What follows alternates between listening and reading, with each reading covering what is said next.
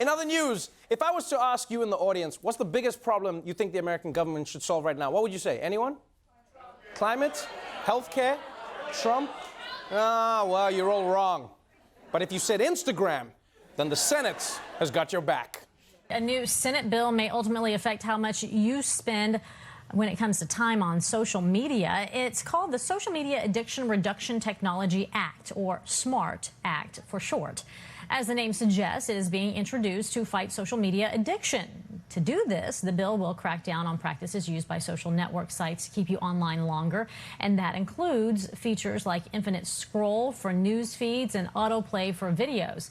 That's right. A Republican senator is proposing a new law to try and curb social media addiction. And you have to admit that it is becoming a real problem. Social media is messing with our brains. Like yesterday, my buddy told me something that I liked, and I just tapped her twice on the forehead. It's a problem. Now, the senator's bill has suggested a few things, like limits for apps, like how much time you can spend on them, which is fine, but I've got a few suggestions that I think would be way more effective. Like I was thinking, how about for every half hour you spend scrolling online, your phone automatically tweets out a picture of what you look like while you're spending all that time scrolling. That's what that should be. Huh? Or, here's another thing. If you want to get people off Instagram, we make a new feature where we say there's every 7th picture on your feed has to be a semi-nude photo of both of your parents. Yeah. Ah, yeah, you see, you're logging off already. Yeah. And I know what you're thinking. You're like, I don't have any semi-nude photos of my parents. Well, I do. I'll send them to you. And finally, in other news, here's one pretty big story that got buried because of the presidential Democratic debates. And it's a story about an American president who is racist. And no, it's not the one you're thinking of.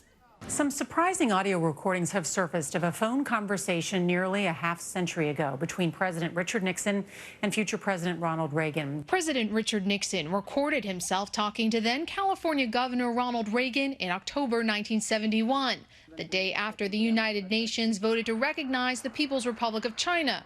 Reagan had phoned Nixon at the White House to vent his frustration at African delegates who celebrated the vote. Last night, I tell you, to watch that thing on television, as I did, yeah, to see those monkeys from those African countries, damn them, they're still uncomfortable wearing shoes.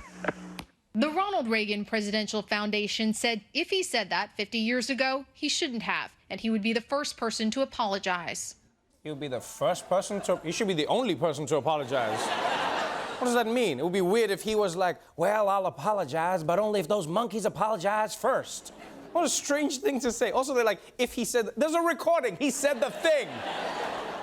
So now that that recording has come out, Ronald Reagan will have to be canceled, which is going to be hard because life canceled him first, Oh, it takes a lot of work to cancel a dead person. You got to hold a seance, summon their spirit back from the dead. Be like, Ronald Reagan, we have called you back to tell you, bye, Felicia.